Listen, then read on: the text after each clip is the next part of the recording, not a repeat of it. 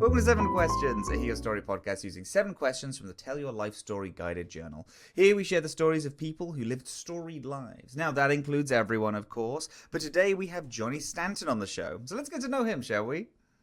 Hi, Johnny. Hello, thanks for having me. Oh, it's an absolute honor. How are you doing? Tell me about yourself. Tell me about yourself and why you're here today. Why we have you on. Yeah, absolutely. Well, the state I'm in currently is I'm in the newborn trenches. We have a 3.5-week-old, as we were just talking about before we started recording. John the Fifth. I'm John the Fourth, which I'm sure we'll get into. Talking Love about that. life story I'm obsessed today. with that. So good. He's Baby J. But overall, I think people might know me from the NFL. I was a fullback on the Cleveland Browns for a few years. People might know me from the TTRPG D&D world, in which I have had my... I show up every once in a while on some things, which is always fun. People might know me from Dropout, which probably stemmed from the D&D stuff. Yeah, I've had a what's the word for it? I've had an interesting kind of combination of interests and industries that I've been involved with, and any number of those reasons for knowing me is valid, and not knowing me is far more valid, to be honest. I truly, before we ask any of the questions, I know you get asked this, I'm sure 100 million times. I have to know when did the tabletop role-playing game thing start? Is it a thing you've always enjoyed? Is it something that you came into way later? It's something that I feel like I would have been really into if I'd known about it, which I think is probably a lot of us in this industry. Cool. I grew up almost 99% athlete, obviously student, getting good grades and as best I could. Mm-hmm. And it wasn't until college in which college was the first time in which sports wasn't working out for me in the way that I was hoping it would. Interesting. I got recruited. I ended up going to University of Nebraska. I had torn my ACL though in my senior year of high school. So going in, I wasn't going to play my freshman year, which was kind of a given. But then I was behind the 8 ball when it came to trying to win a spot as a quarterback on a Division I team where there were quarterbacks returning. So during that time, I was starting to explore more of hey, well, who am I out? I had this big thing my senior year of when I got hurt, I'm like, who am I outside of sports? And this kind of lined up with that. I started getting more into comics and started, that comic book, interest developed into the tabletop role-playing game D&D interest more when I transferred over to University of Nevada, Las Vegas, UNLV. And that's when I really started. I started with a group at a comic book shop, my local comic shop at Maximum Comics, which actually the location that I went to doesn't exist anymore in Las Vegas, but they set me up with a random group of folks that turned out to be great. I played with them through the rest of my time there. And but during that time, that's when I started introducing my teammates on my football team. Cool. to D&D. I just found the 3 most nerdy guys I could think of on the team and said hey, do you guys want to play D&D? And they said, hell yeah, let's try it. And it was just goofy, and we got it in whenever we could, which wasn't super often. And then, college is over and we all go our separate ways. And I had a long period of not having the chance to play. I was fighting for a spot on the Minnesota Vikings, and when you get thrust into a new city with around a bunch of new guys, you're not really in a position to be able to start playing D&D, and plus it's not a high priority because you're trying to make a team. Yeah. So I was able, long story short, it was really a late college kind of thing that really took off when I got into the NFL. As far as when people would start to know me for being a D&D nerd was when I signed with the Browns, when I made that announcement of I'm a D&D nerd on Twitter when I got signed. Oh, sure. And then on top of that, people probably found out who I was when I scored a touchdown on Thursday Night Football the same night that Critical Role had their Campaign 3 premiere. And that night, walking into the stadium, I wore a Critical Role shirt and jacket, which all that the confluence of events of wearing that on Thursday Night Football with the premiere and scoring the touchdown, caught the attention of the cast, and they were retweeting it, and they got a lot of attention. So from that point on is when I started getting the opportunities of like showing up on this or that. And yeah, I'd like to think that, I was able to develop my space here as kind of this niche of the jock nerd archetype that I'm trying to build. but, I at least at this point, I feel like the novelty of being the NFL's D&D player has worn off. And now I'm kind of developing its own space and that I'm trying to invite other people into with podcasts and panels and shows and whatever I can. It's always such an interesting thing because you are very known in the space for being that guy, and that real cross line between the jock archetype and then the nerd archetype both at the same time. Is that because truly, actually, this is a true thing. As a British guy who doesn't have, all of the just to be clear, when I'm saying football, I am talking about American football. Just to make sure that we're all above board here. The archetypes of American high school dynamics is way more cut and dry than it is in the UK. Did you find that there was ever any clash in that, in the this athlete shooting for stardom, and then also this niche interest that the stereotype is a lot of in basements, in dark rooms? Yeah, I don't know if you've ever heard or seen the movie High School Musical, but I feel like that's the one. Oh, yeah, I'm aware. I don't consider that to be formative or one-to-one analogy, but if I feel like that's probably the closest that comes to telling that story in at least American media. The whole trying to cross, standing in the middle of it. I think it's interesting. I feel like I gravitate when I was really getting into comics, and I'm not so much into it as much anymore. But the comic book character that I most related to was Aquaman, and that idea of living in both worlds and trying to manage. Aquaman, it's the the land dwellers, and then there's the Atlanteans. And it's funny because it's something I haven't put a lot of thought into, but it's kind of a fun thought experiment of I guess that is kind of something that I saw in Aquaman that I wanted to kind of manage in my own life, which was just that ability to live in both worlds. And it's not so cut and dry as I think Breakfast Club is the one that really kind of defines those roles. And it's not as cut and dry as that is made out to be. I think especially as of recent, in 80s movies in general, it's these are the roles that people play. And I never felt boxed in like that. I always had a lot of different varying friend groups in high school, where I think of it more as an opportunity to connect with even more people than I would otherwise. Cool. It's something that having these varying interests allow me to I get into a conversation with someone at Gen Con, for example, and they'll say I'm so sorry, I don't know anything about football. I'm that's okay, I'm not here for football, I'm a nerd. I have think more anybody's things here for football. Or I'll talk to to somebody somebody on my team, for example, and they'll say I don't give a crap about D&D. I'm that's cool. I'm on this team because I'm good at football. So it's it allows me to connect with a number of different people, and it's not those are the two worlds that everybody just lives in that binary of nerd versus jock.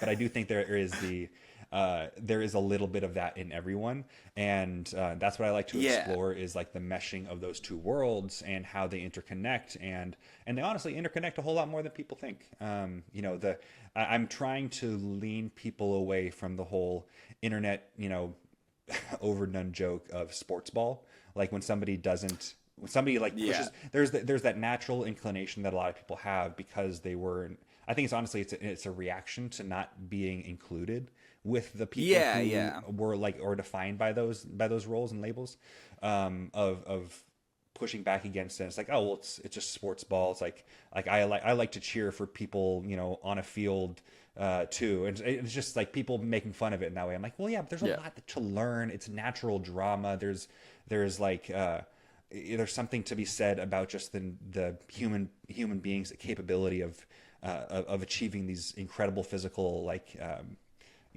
accomplishments and achievements, and just that alone, like there's so much interest there. And then on the other side, it's like this is people who will like scoff at tabletop gaming of like, oh well, I don't think it's something that I'd be into just because I don't like to do stupid voices and I'd rather watch a movie about it. I was like, well, there's who do you think made those movies? It's storytellers. It's like, those directors that you admire probably played Dungeons and Dragons growing up, and being able to tell a story is a skill in its own right, and it lets you build into even greater things.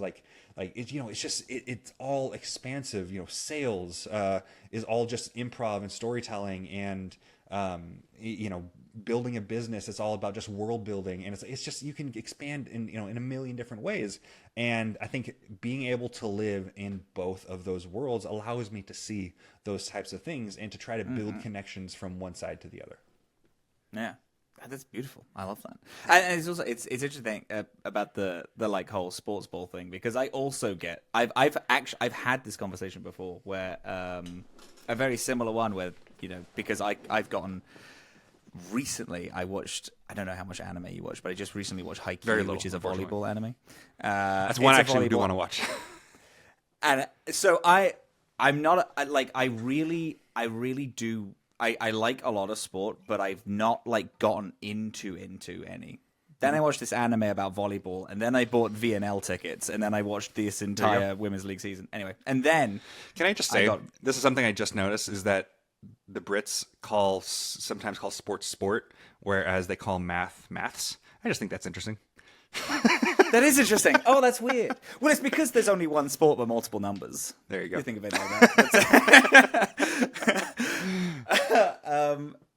And because people were making fun of me for getting really into the VNL and being like, oh, but you're just cheering people for playing a sport. And I'm like, yeah, but when you've cheered at someone rolling a nat 20, don't give me any of your that's the thing, is like better than this. Yeah, everybody likes music, right? It's kind of like a joke of like, if you don't like music, like the idea of asking somebody a question like, do you like music, is such a silly thing. Like, yeah, we all like music, it's just kind of part of the human experience.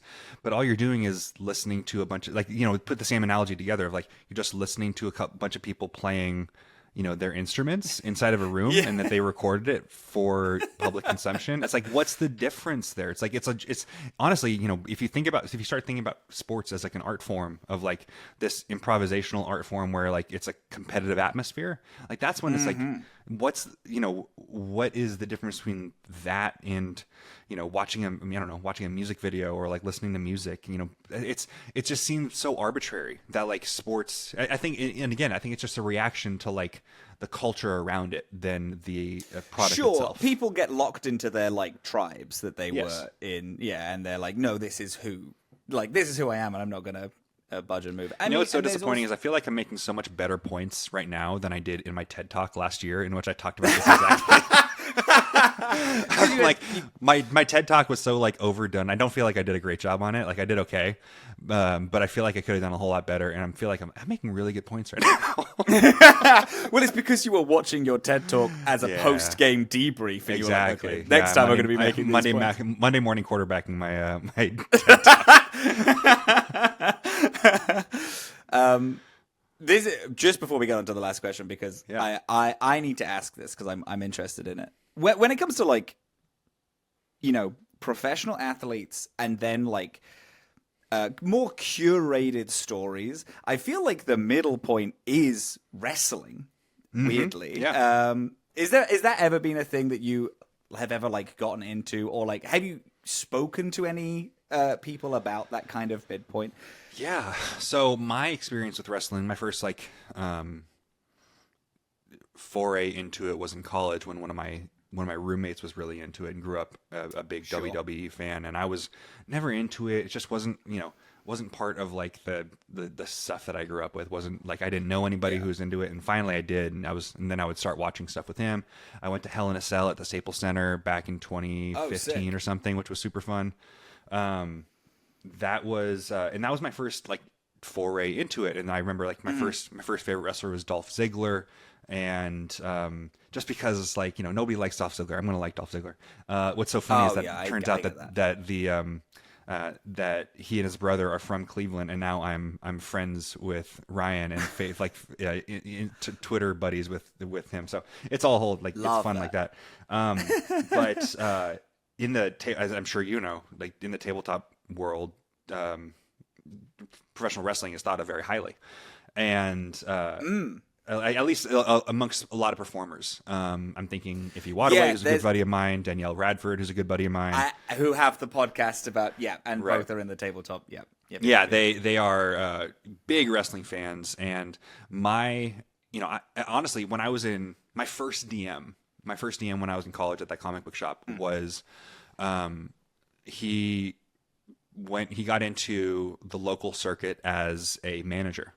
Cool. His stage name was Primo Pulpo, and had this whole like octopus like aesthetic, which was cool. Love that. So it was great. But yeah, I think, and I went to one of his matches or one of his like nights, and then when I was in Cleveland, I got connected with I think it was AIW. Is the wrestling league over there in Cleveland, and I got connected with some of those folks, and they're some of the best people that I know, and some of my best friends in Cleveland. Turned out to be some guys who did like local wrestling, and invited me over to their training gym one time to learn some moves. So learned how to body slam a guy, learned how to like clothesline somebody, and it's definitely one of those things. It's like yeah, maybe that's something I can do after football, and then you're done with football. I'm like, I want to take care of my body now.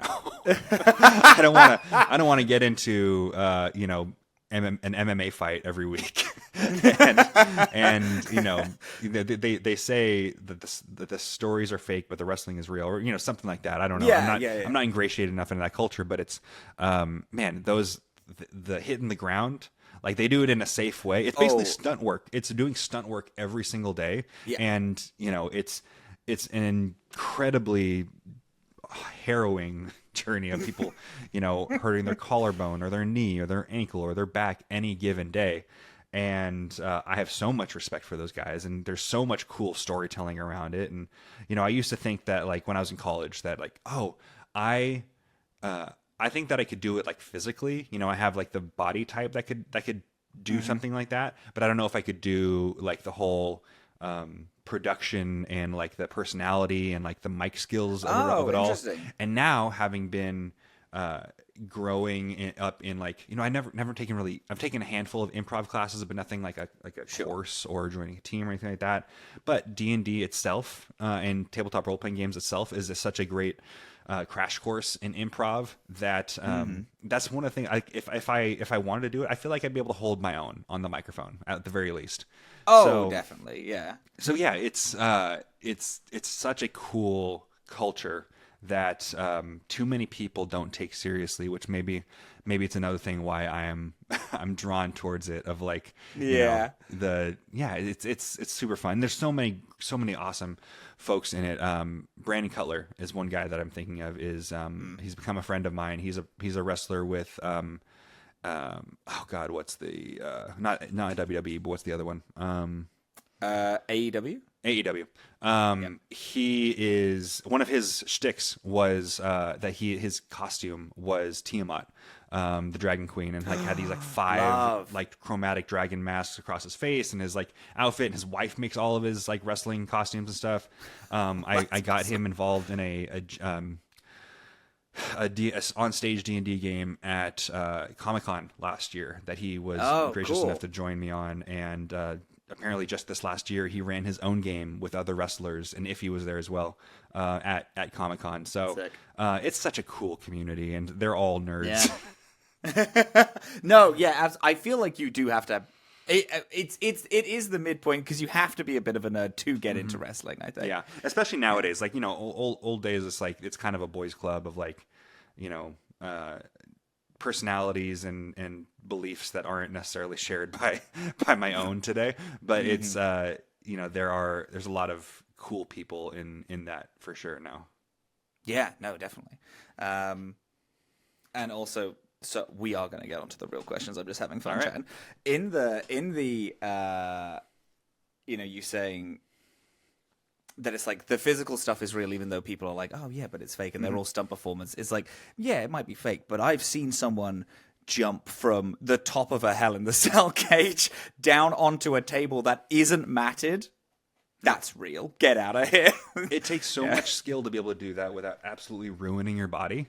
And like, I can't even watch like the 90s and 80s stuff of like the Mick Foley era of like throwing just, like, thumbtacks on and slamming people in. That's horrible. Like barbed wire stuff. It's like I can't imagine like and I think there's a certain sadism that is, and sadism from the audience and masochism from the wrestlers. It's like, I'm willing to do whatever it takes just to be able to get people to like get excited.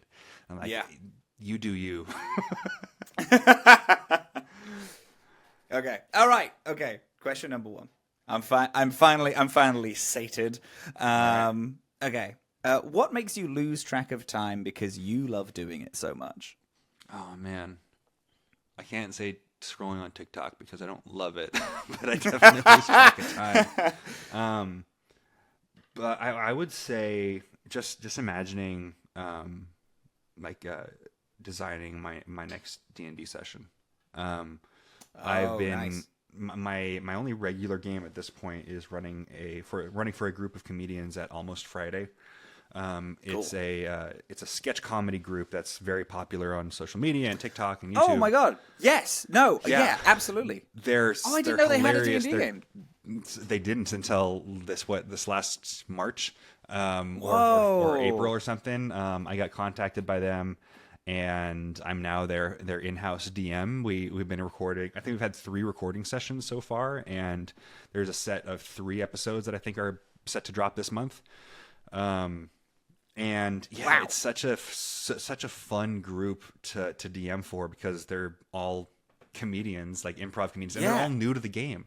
Like they don't know anything that's going on in terms of like the rules, and I'm having to print out paper character sheets for them every single session, and it's a lot of work, but it brings you back to like the beginnings of DMing, of like doing it for people who haven't played before, and that's what I love, is introducing people to the games. And they have such a sports background, like they're like a lot of their culture is like kind of sports driven, and I'm getting to relate to them on that level. It's so funny, they hired me without knowing that I was a former NFL player, so when I showed up, they're like, you are not what I expected. So it's a fun, really fun group to play for, and getting to just imagine different ways to traumatize their characters is something that I will absolutely lose track of time doing.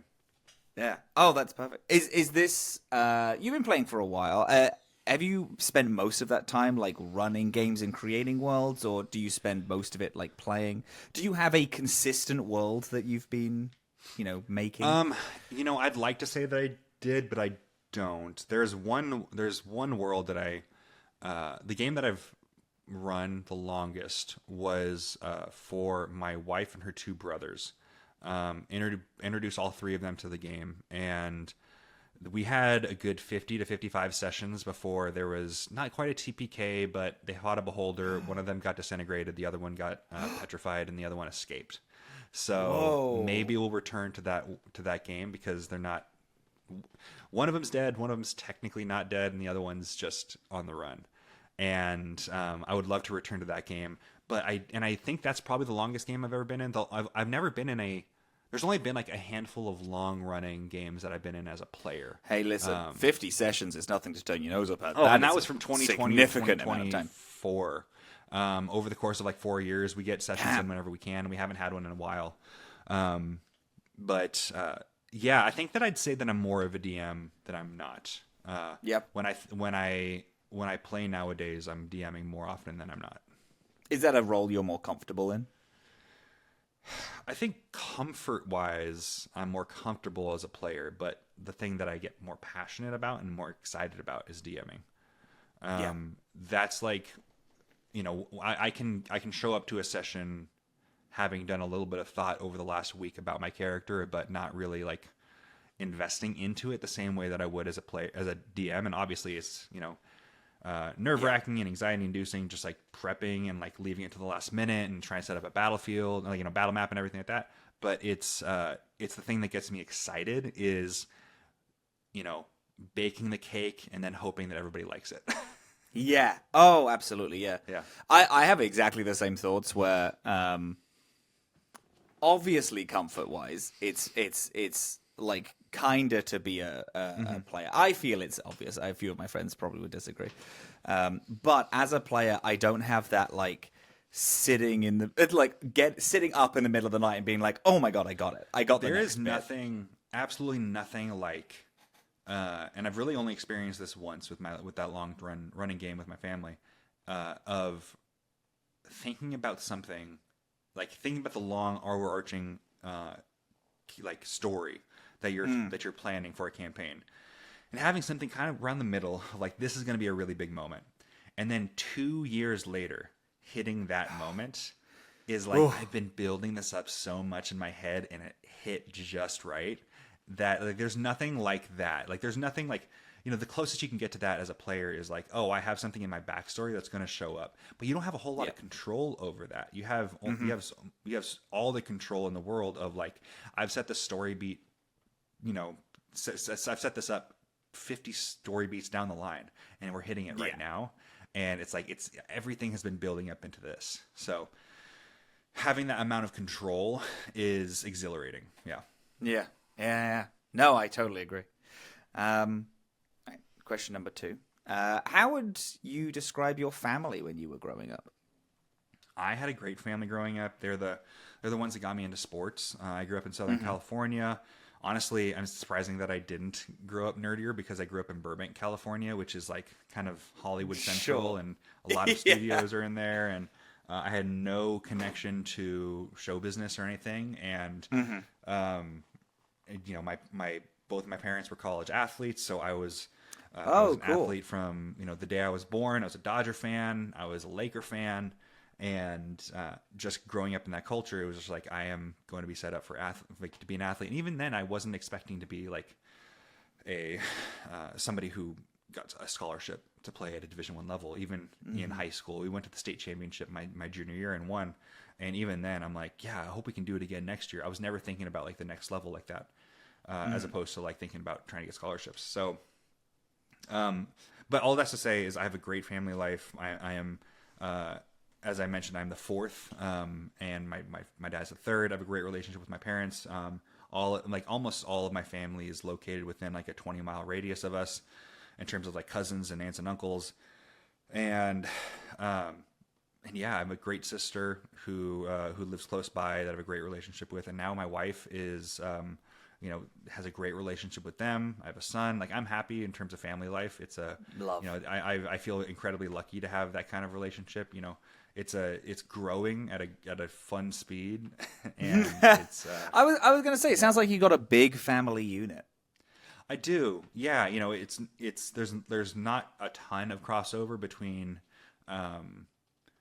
like mom and dad's side or like Maddie's side of the family. Everybody has a great relationship with each other, but it's not like we're doing a ton of like a giant party and stuff. Right. Like it's more like, okay, the dad's side of the family, there's a party. Mom's side of the family, there's a get together. Like, they're a little bit more spread out in terms of somebody's in Colorado, somebody's in Missouri, but when it does come together, it's always such a great time.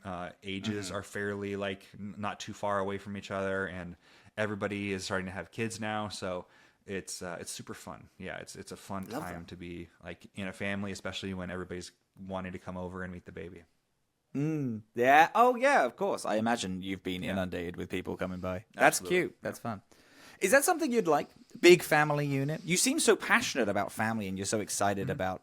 You keep bringing up like, your partner's brothers. You've been playing D&D with. How everyone is like, when people get together, it's really great. Is having like a big and consistently growing family unit something that is like passionate to you, like you care about? Yeah, I grew up in a family that like definitely valued its time getting to spend together. getting to like have regular, like we're celebrating everybody's birthday, all getting together. It's never like there's never a month that goes by in which I don't see my aunts and uncles or Maddie's side of the family. Wow. And, That's nice. I like that. And again, we all live like pretty close to each other, so it's we're definitely living a charmed existence. That's what I was thinking of earlier was charmed life. Just charmed. Very nice. Yeah, it's good. Were your parents both football, or were they athletes in different ways? My mom was a softball player. My dad was a swimmer, and I grew up loving baseball. Cool. That was my favorite sport until my freshman year of high school. Massive Dodgers fan. Grew up with season tickets, and I grew up loving baseball, loving basketball, and football wasn't super on the radar because LA didn't have a team. That's actually not true. It wasn't on the radar. I was a really big USC Trojans fan. And those were during the days of Matt Leinart, Reggie Bush, Carson Palmer. It was those were some fun days of like being a Trojans fan, but we didn't have a pro team, so NFL wasn't super on my radar. Sure. And I didn't play tackle football until I was in 6th grade. Was the first year that I played it. So that was like was it just a thing that you were like 11 years old? Oh, I'm good at this, and then that was the main driving that was force freshman year behind you doing football. it? That was freshman year was in American sports, fall is football season, winter is basketball season, and spring is baseball season. And you start off that year, in the summer, you're preparing for football. You had the football season. And then during basketball season, they're supposed to be preparing during the fall if you're not playing football. So all of those guys were preparing during my season, and I would get thrown into the season. I'm like, oh, I am not the same kind of athlete right now that I need to be as a basketball player. Yeah. And then the same thing happens in baseball. Like all those guys are prepping during winter, and then when it comes to spring, I'm just showing up for the first time when it's time to like actually perform and play. So that set myself up for being better and enjoying football more because I spent more time preparing for it and getting better at it. Sure. And then I get thrown into the fire when it comes to the season for basketball and baseball. And I'm like, oh man, this is really tough. And then I'm looking at I had a really good freshman football season. And then during baseball season, everybody's in football is already prepping during spring. So I'm seeing all my teammates down there on the field, like fighting for a starting quarterback job because I was a quarterback in high school and college. That I'm looking at them, I'm like, man, I kind of wish that I was down there right now. And that's when I started realizing, like, okay, maybe, I wanted to be a 3-sport athlete in high school, but maybe that's not the move for me. Maybe I drop one of them. So that's what I first dropped was baseball, which was still heartbreaking for me because I loved baseball. Yeah, that must have been tough. You saying that you grew up loving it, like that was your. Yeah, I think I was more of I really loved it, but I think I was more of a fan of like being a fan than playing it. I think I loved playing it. And it's also what's nice is like, while I haven't done it yet, like it's a lot easier to join a city softball team than it is like basketball is tough because like those guys are always so good. Softball is so much more of like approachable, and then there's not a ton of like city league football. So if I ever really start jonesing to play baseball or softball again, I can find a team without too much issue. Yeah. Oh, cool. That's good. That big decision to cut one must have been really tough. That must have been a hard. How long do you think the realization and the actual action took? The realization of, oh, I got to drop one, and then was you like deliberating, like maybe it's basketball you drop instead of baseball? Or... Maybe. I think when I realized that my freshman year, like the success that I had in freshman football was nowhere near, like the success that I had in basketball and baseball was nowhere near the success that I had in football. So that's when it started like, okay, I'm really good at this and I'm enjoying it more because of that. So I think this is the thing that I am really dedicating myself to. And because dropping baseball set myself up for more success in football. There's not a whole lot of winter stuff, football happening in winter, kind of just lifting. So that season could translate myself, well into basketball was fine. And honestly, the one thing I noticed when I got hurt and couldn't play basketball my senior year was a lot of the foot speed that I dropped, a lot of the quickness and like change of direction. I wasn't quite as quick, and I'm sure tearing my ACL has something to do with that as well. But you lose fewer skills when you drop baseball because it's less applicable to being on the football field than basketball is. Sure. There's a lot to be said about like the mindset that you need to have and the focus that is present in baseball, because you really need to be like paying attention in between the pitches and what's going on from pitch to pitch, as opposed to like the whole scope of a game. That can translate really well into football, but the athletic self, it's like the athletic part itself, basketball is far more applicable to football. Happy New Year! We may be a little behind, but there is always time to catch up. If you want a belated resolution, how about connecting with yourself? If you don't have a copy already, Tell Your Life Story is a guided journal that helps tell your life story. It's right there in the title. So if journaling is your goal, or if you want it to be, let us give you a head start with prompted questions that will take you back through your life story. Benefits include increased self-awareness, emotional regulation, stress reduction. So unwind and uncap that pen after you pick up your copy of Tell Your Life Story. Find it and more at hearstorybooks.com. If you want an example of those questions, you've just listened to a bunch of them, baby. Let's get into some more. So, question number 3. Who was the first person in your life who truly understood you and made you feel like you didn't have to explain or justify yourself?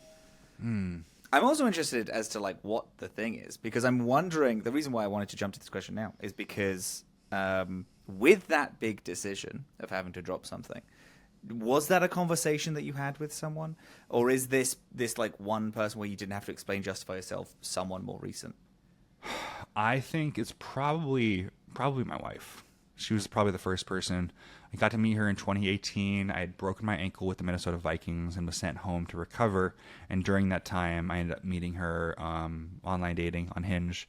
We're a Hinge success story. And I think that's the first time, as we were growing in our relationship together, that I realized like, oh, we're very effortlessly taking on each other's interests and not having to feel odd about being interested in them. You know, she was like maybe hesitant to take on like D&D as like a hobby or like consuming it as like in podcast form. But I think it was more so on the fact that I was probably nervous to introduce it to our relationship and have that be a big part of my life. Like I could show up on like Tuesday nights to a friend's house and play it because we weren't like living together. We would only see each other a couple times a week. And that wasn't a big deal. But when it started becoming like, hey, this is something that I think you actually might enjoy. First thing I introduced her to was the McElroy's podcast at the Adventure Zone. The first campaign was helped her fall in love with it. So I think she was the very first person. And then on top of that, she wasn't a big sports fan. She grew up with sports, like, you know, as a fan of things. Like her family is a fan of the NFL, and but I think she likes to tell the story about how when we first started dating, she had to ask her brother like what I did, because she really wanted to know about like what position I played and like what my job was on the field. So just hearing about that and like her interest and her willingness to learn and invest into one of my interests was the first time I really had something like that, where it's this person is putting in the time and effort to learn about my interests, not in a way of like getting attention, but actually like because of their interest in me, they wanted to like invest themselves more fully, which was just so like inspiring and really helped me know that like, okay, this is somebody that I want to spend the rest of my life with. Oh yeah, that's romance, baby. That's the stuff they write about. What is it that she does? She's a nurse. So beautiful. She does so much more of an important job than I do. Yeah, big demanding. Yeah, definitely. No, she was an emergency department nurse, and then now she does case management in a hospital. Cool. Wow, love that. And I know that you said that you met on Hinge, but that since it was in a period like when you had had an injury and you had to stop playing and pushing yourself, was that part of the decision to be like, I'm just going to re-download Hinge and I'm just going to see who's out there, or was it something that you were? I think it was doing a similar thing to when when I was realizing that college sports wasn't working the way that I was hoping that it would, finding like something else to focus my time on. that's when when I got hurt and had to go home, all I was focused on was getting my ankle better. So I'm like, okay, of well, course, let me dedicate some time to, finding a partner. Which, it's like, I was fresh out of college. It's also just like, it's okay. It's online dating. It's in a world where it's like, uh, I'm on a scooter right now. So I'm like in a boot and on a scooter. So maybe like meeting people at bars isn't quite It's not gonna happen. Not really gonna happen. And at the same time, that's when I started getting more involved with volunteering. So that's when I found out about the Jesse Reese Foundation, which does some really awesome work for kids fighting cancer. That's when I became involved with Athlete Ally, which is a LGBTQ organization focused on like promoting that community in sports specifically. So and that's when I became an ambassador with that organization. And so I was learning about like, okay, this big part of my life is kind of like in flux, and it's more of like a, keep, hammering the steel, keep grinding, and it's not taking a lot of mental effort. Let me put my attention, my bandwidth towards something else. Mm-hmm. No, cool. I love that. That's Yeah. The story of and how you talk about your wife is very romantic. We love that. I'm a big lover boy, so I'm always into it when people are doing that.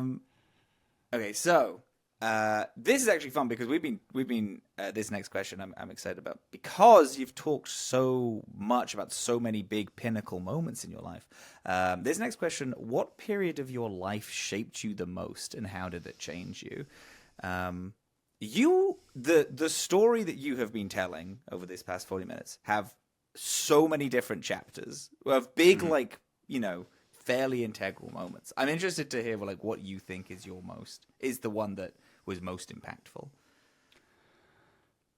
I'd say the most impactful was getting hurt. In 2018, I had it was such a wild time. There was a handful of years there right before COVID hit where a lot of things were happening. I graduated from college, and right before I graduated from college, I made the team as a Minnesota Viking in a position that I'd never played before. And then 4 months later, I break my ankle with that same team, and now I just need to relearn how to walk again, how to build up that muscle, and that time was incredibly formative. And during getting cut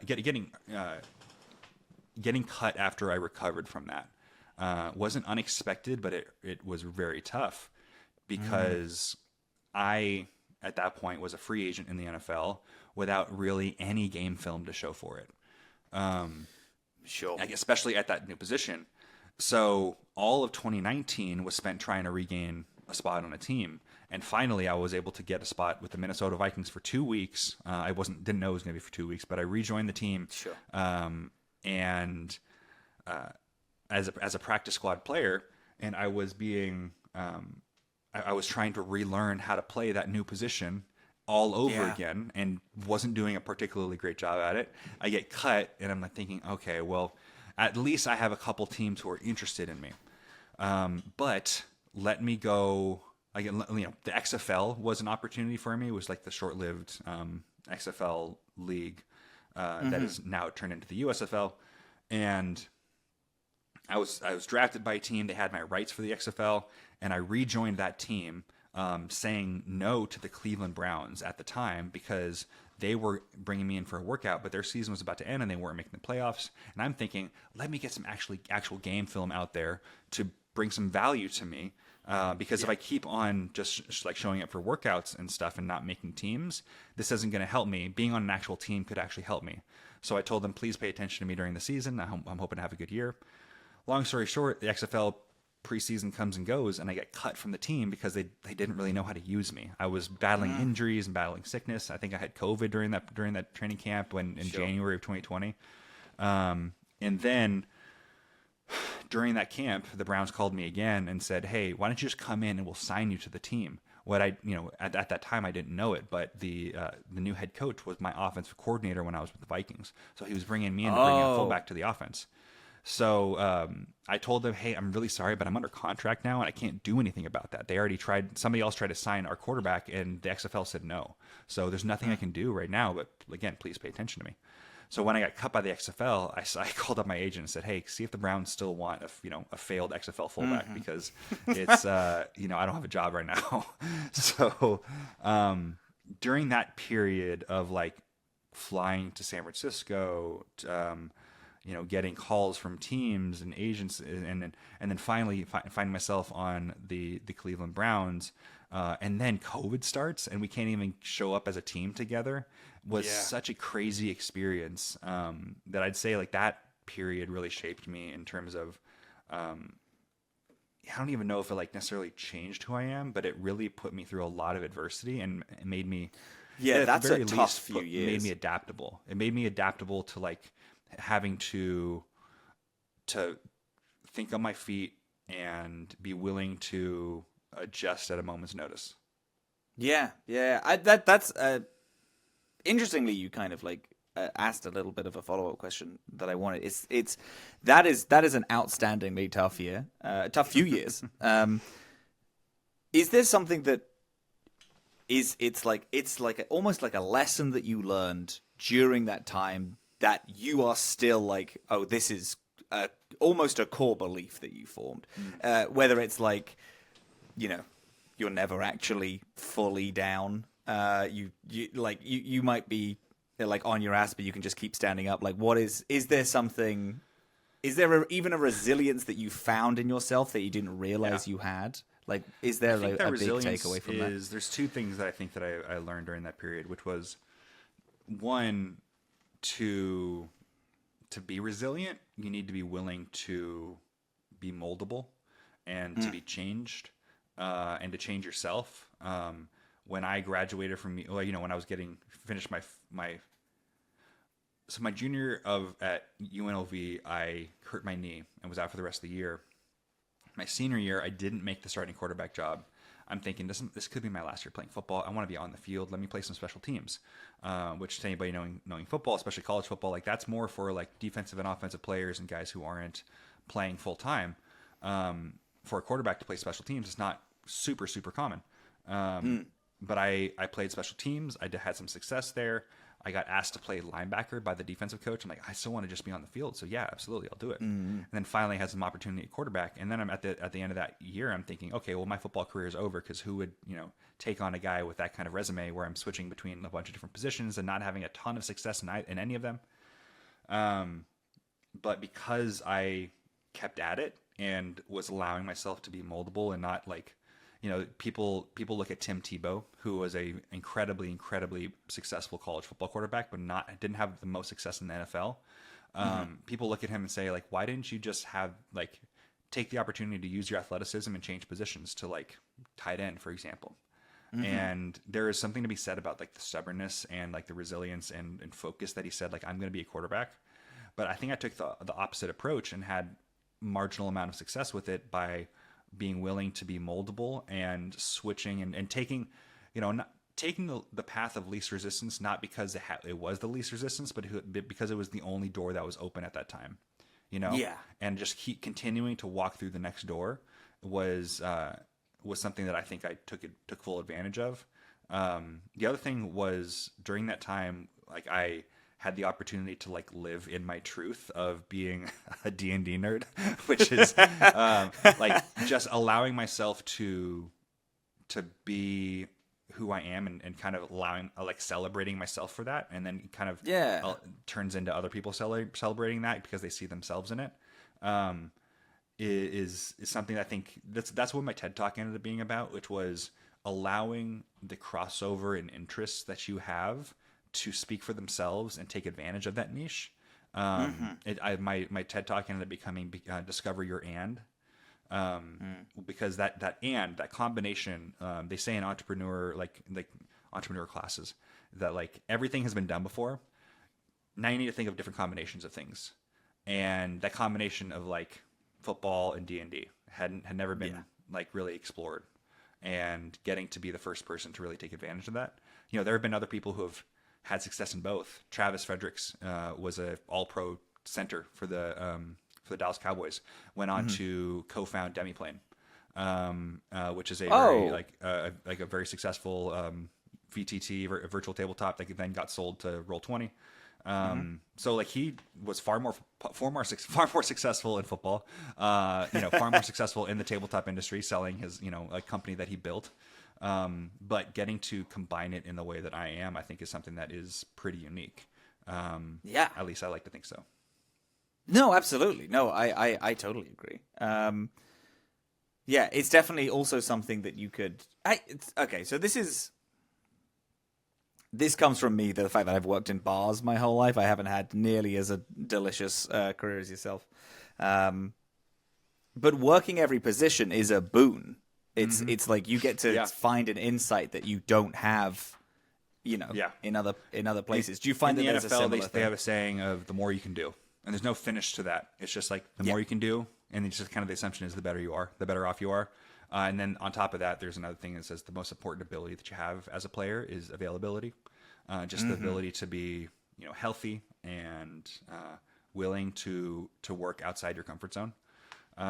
So just like you said, like the more things that you can feel comfortable in doing, and the more it brings the more value. It brings you more value, and it's harder to cut you. And that's honestly got to a point in my career that's like that's all you're trying to do is be valuable so that they're less likely to cut you.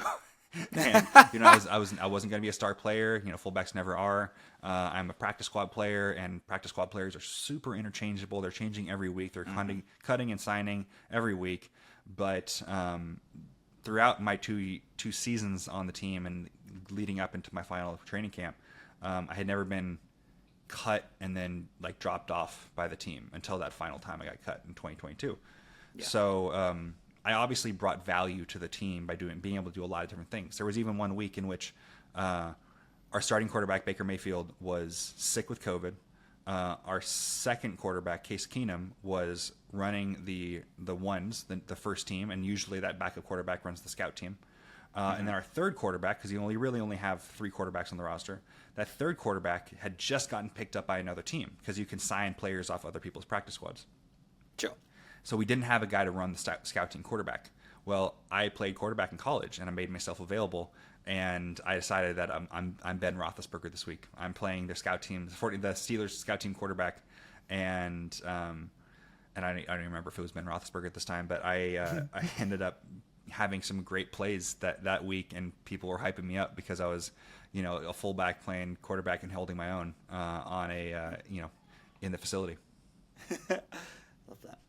So okay, I'm gonna ask permission to get very personal. All right. You said a very interesting thing that I clocked, which is do everything, don't get cut, which in like a professional setting, that is of course the truth. But I feel like that's also that is a thing which is something that through the incredibly amount of stressful times that you've had in that, like, and then building that mindset, that kind of ideology would seep into other aspects of your life. Yeah. Do you think that the term "do everything, don't get cut" is something that you have accidentally brought into other parts of your life? I think that, by no means have I been a model of mental and emotional like prosperity when it comes to like the I don't know if those 3 words have ever gone together before, but like I had to work with a sports psychologist during my time in the NFL multiple times. There's absolutely, I think there was something that came out like that started like being a popular thing to discuss on social media, not discuss, but like it's just like survivorship of like kind of being that survivor mentality, and then being able to transition away from that, and that's when you actually start being able to like find some stability and to grow, and your health starts to bloom at that point. And I think there is a certain amount of the experience that I had that led me into having that feeling, and I think I did whatever I could to avoid making that a something that bled into the rest of my life, but it's impossible not to, because at any given point you can pick up and move to a different part of the country. You know, when I was in 2022, when I thought that I was going to be the starting fullback for the Browns, my wife and I had let our lease lapse in Southern California because we thought we were moving to Cleveland. And that's when it was like, oh crap, I don't have a job anymore. Let's move back in with my parents for a while, which turned into, you know, moving in with them for 2 years. So it was just this whole like experience of being really, really hard to pull back from, just because we were in that survivor mentality for so long. Yeah. And then finally, you know, we're in a position where we can, you know, have a kid and have our own home and a full-time job. And it's charmed. like, yeah, exactly. Yeah. That's beautiful. It's just the way that you said it, I was like, oh, I feel like that's being carried. Yeah. I need to bring that up. Right. So these last 3 questions, they get a little more personal. Question number 5 is, what's the question you're afraid to ask yourself? I think the question that I was really afraid to ask myself for a long time, which I don't think is necessarily the case anymore, and I brought it up earlier, which was, what happens when my novelty runs out? Interesting. I think I had a lot of opportunities, especially when I think about like Dropout. Like, I had such a cool opportunity to, you know, show up on Actually, when Trap was the host, and on Dirty Laundry. And you just did, as of recording, you just did a clip on Game Changer. Yeah, I had a little experience on Game Changer, which was super fun. But my concern was, okay, I'm supposed to keep up with these like performers and comedians, and I have none of that background. Like, that was my thought, was like, anybody who makes anywhere close to like a full-time living playing D&D is a performer or a writer, in which I didn't have a ton of experience in either. And I didn't have any of that background. And I knew that, like, okay, well, I have novelty because I'm in the NFL, and then I got cut. So I'm like, okay, well, where is that?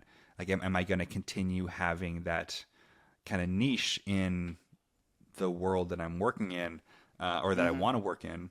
And that concerned me, and I was trying to do whatever I could to start something new, start something that worked. And since then, I think through the creation of Sync, which is the D&D book that I helped create, that is coming out in the next year or so, and through some other projects, my podcast, I think that I've been able to assuage my fear of that, of like, you know, what happens when the novelty runs out. And I think a lot of that happens because when I show up at conventions, or when I show up at different things, people are surprised to learn that I'm a NFL player or a former NFL player, and that they only know me because of the stuff that I do in tabletop gaming. I think that there is, you know, to have it be a full-time job, I think is something that I've realized maybe isn't the end goal or the the end game for me. But to have it be something that supplements everything and makes it, you know, still continuing to be like a super fun thing that I get to do, and get to be known for, and get to do it with people that I really look up to. That's getting to continue because I've been able to build these relationships, and that's one thing I've learned that I've learned how to do, is something that I am good at is like developing those relationships and networking building, but in a really genuine way. Yeah, and I mean, it's a very real fear, but I mean, I think the very fact that people are coming up to you and not knowing you for the NFL stuff, but only knowing you from the tabletop things, kind of proves the fact that sure, you know, then you have a niche, but you have now built outside of that of your own. That was definitely intentional. Yeah. Yeah. Oh no, and that's good. But I totally understand the fact that it would be a fear. All right, question number 6. If you could ensure that your life and work would accomplish just one thing, what would you want that to be? You know, I think that I immediately think of like, okay, I had to think of a whole like focus, and I'm not thinking the right word for it, but like the TED Talk that I had was the whole point was to like encourage people to embrace the multiple sides of themselves and then take advantage of that in like, you know, combination.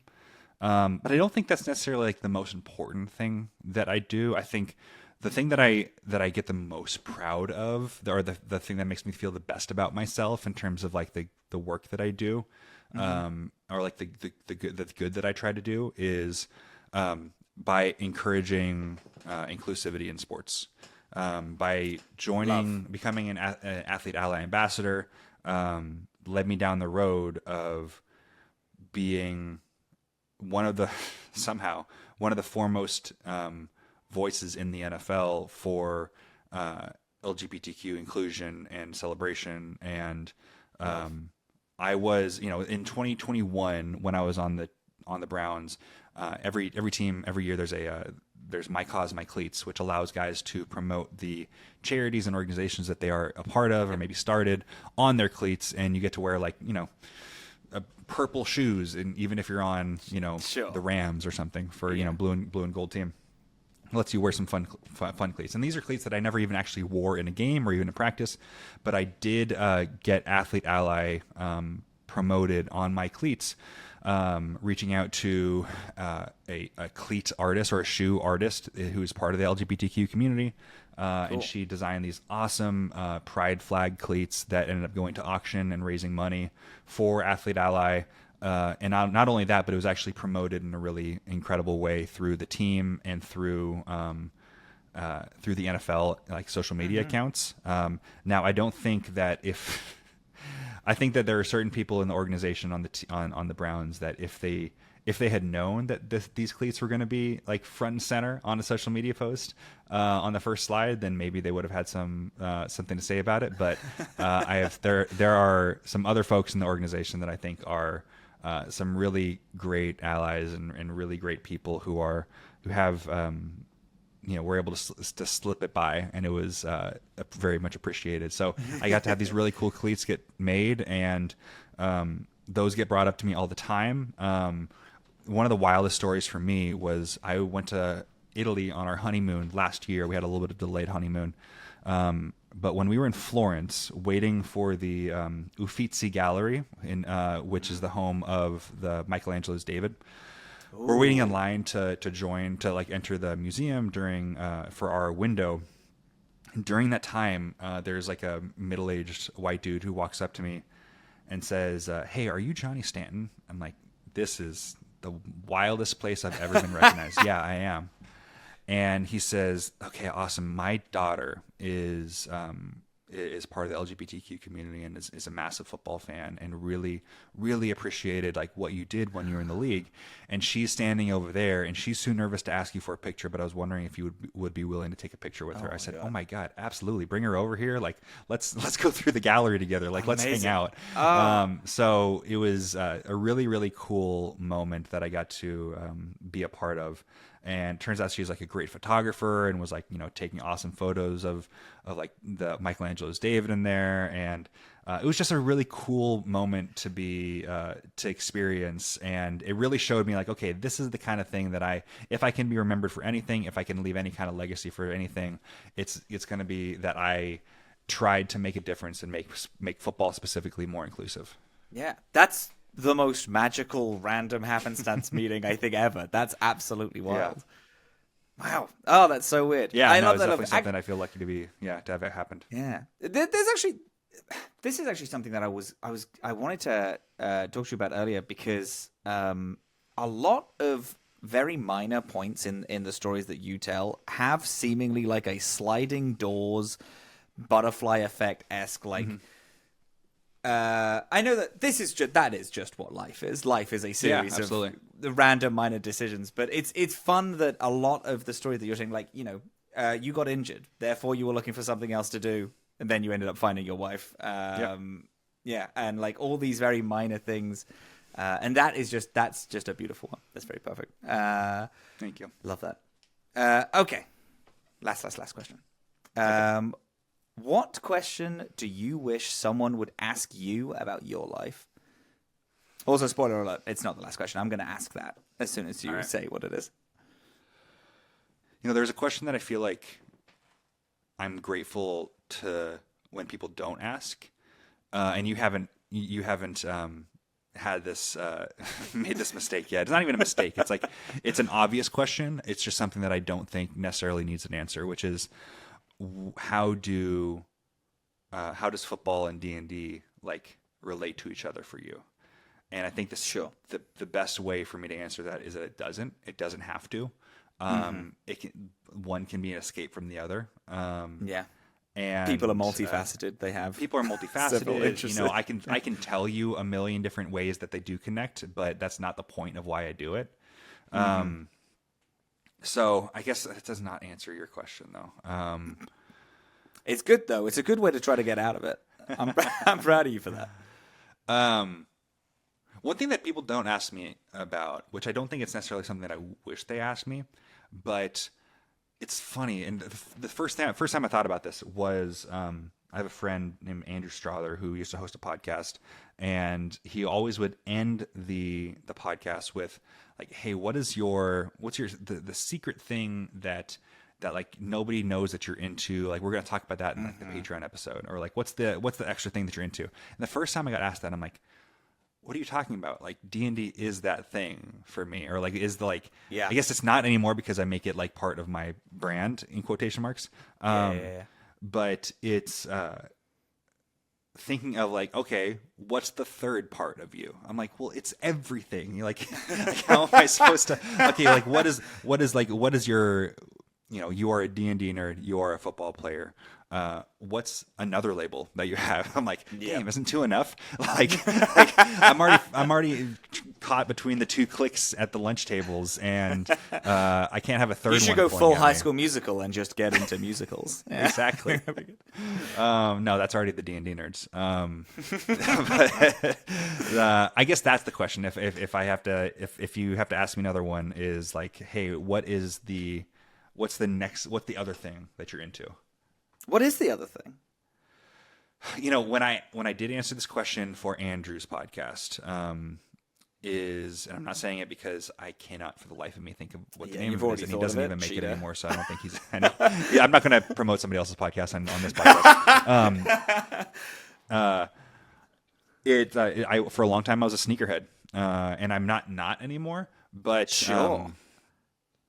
I've definitely slowed on my like consumption of sneakers. I was a big Jordan 1 fan, and I got a ton of colorways in that. I still have a number of them, and still in the process of trying to sell them. So if you know anybody who has a size 14 foot and is really into sneakers, let me know, because I have some shoes for them if they're willing to buy them. But yeah, I think sneakers was something that was very much a part of like my consumption and my personality for a few years when I joined the NFL. This is great. Hell yeah. What is it it's about definitely less that much now.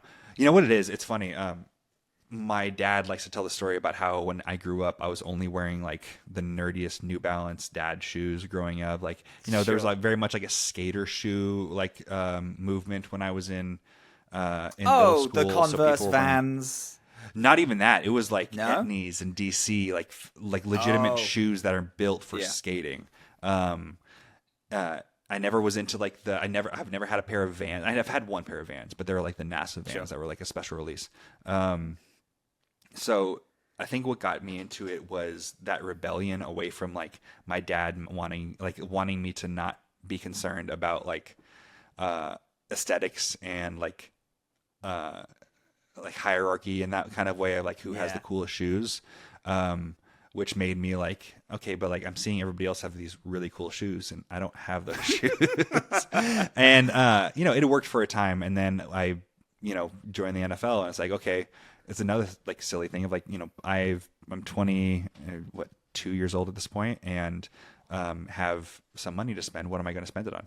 And some of it ended up being shoes. So Jordan. Have you got a favorite pair that you're just simply not going to get rid of? Yeah. My Jordan 1 Chicagos, which are like, when you think about Air Jordans, like those are the ones you're thinking of. It's like black, like red and white on the top, and then it's like with a little like black swoosh. Though I did not wear those. They were dead stock, as they say, until I proposed to my wife. It was the first time I ever wore them, and afterwards, that's so dorky. That is the cutest thing you've said. Afterwards, she said, like, I really should have realized that something was going on because you've never worn those shoes before. Besides that, I also have a pair of they call them Shattered Backboard 2.0s, which is a orange and white, which was like not really done before these, and they're like touted for their leather quality, which is like, you know, take it or leave it. They actually just remade some of them, like you kind of retroed them, which means like they came out with a new version of the same colorway recently. But I probably will never sell those. I did sell what they call them grails, like a chase. It's like a chase card, the grails of the Travis Scott Jordan 1s, which is like his first collaboration with Jordan, which was these Air Jordan 1s that have a reverse swoosh, like the first time ever, like the swoosh goes from back to front instead of front to back. And they're called mocha like coloring, so like it's kind of a light brown. And they're very cool. I got them retail, so I got them for $175, and they regularly go for like over $1,000. I actually sold those to Iffy for like far below resale value. So Iffy has those things now, and I hope he wears them. But yeah, it was just one of those things. Like I didn't wear them often enough anymore. And but yeah, for a long time, sneakers was like a really big part of my life now. And I think just like the style that I've grown into just does not utilize that aesthetic anymore. And I still like the sneakers a lot, and will wear them when like during like different special occasions. But my normal outfit doesn't really call for Jordans anymore. Sure. Do you still keep up to date with not anymore. Releases and things like that? No, I'll like I'm like part of like the sneakers subreddit and stuff, and then I'll like show up every once in a while. But no, I'm not paying attention to the latest releases because I'm just not looking to buy any anymore. Sure. That's so cute. I'm actually obsessed with it. I think that's really cool. And it's a thing that I have soft knowledge about, like many like niche kind of subjects. Not a single clue about it. And honestly, the bubbles pop. There's no like, you know, the value market of the of sneakers is definitely degraded. So it's like I'm trying to sell at like the worst possible time, but it's why is that? It was never an investment. It's just because they were like more popular. It was in like so hyped for so long, and streetwear culture is kind of dropping now, and it's just not the popular thing anymore, and still people still love it, and then I was never in it for like the value and like the selling and buying of nature of it all. Like I was never buying things for an investment, but it was it is a nice secondary quality of the fact that like I'm not going to lose all my money on any of this stuff. And I'm oftentimes like the Air Jordan 1s or like the Travis Scott 1s, I'm going to make a little bit of money on it. So yeah, it's an interesting culture for sure. Yeah, for sure. Wow, that's fantastic. I love that. That's so fun. It's a shame that we're at the end because I'd be like, hey, I'm going to ask you 15 more questions about this. Let me show you all of my shoes now. Yeah, go get them, and then we'll do another recording day. No, I'm joking. So that comes the end of our question. Thank you so much for being here. It's been a genuine honor for me. It's been such a nice time. I had such a great time. Thank you so much for having me on. Thank you. If people are listening and don't know and didn't beforehand know anything about you or where you are, where would you direct them to if you were to direct them to anywhere? Yeah, my social media channels across all the social medias is Johnny Stanton IV, JOHNNY STANTON IV, because I'm the fourth. And if you want to listen to that podcast that I mentioned once or twice, it's called Athletics Check. I like to interview athletes about their nerdy hobbies and nerds about their interests in sports, even if there is none. Let's talk about why you don't have an interest in sports. So honestly, we've had like about, I think, 15 episodes at this point, around there, and I've been making it since last year. It's super like inconsistent, and I want to make it more consistent, but we'll find out how to do that at some point. But no, it's a pure passion project, and it absolutely is a passion project. Amazing. And if you are interested in supporting it, there's a Patreon. But yeah, go check out Athletics Check. It's something that I'm really proud of. I love that. Can I also say something that's so stupid of me? Please. I've just understood that IV isn't like an inside joke about an IV, and it is actually the fourth. That's good. One of my favorite jokes, that after I scored my touchdown, there's I got tagged in a post that said they call him Johnny Stanton IV because inject him directly into my veins. Which I just love. That's good. Damn, yeah. That's good. Also, that means that your son could be nicknamed V, which I think is very cool. Yeah, JV. That's, yeah. That's a gift. That's a gift, Benedict. That's the gift I'm giving him, for sure. Well, thank you for having me. This podcast was possible due to listeners like you. The inspiration and fun to hear your story, and our amazing team.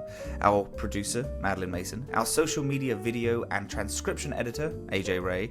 Our video editor, Adrian Parker. Our copywriter, Parker Robbins. Our post-production supervisor and graphic designer, Abby Kelly.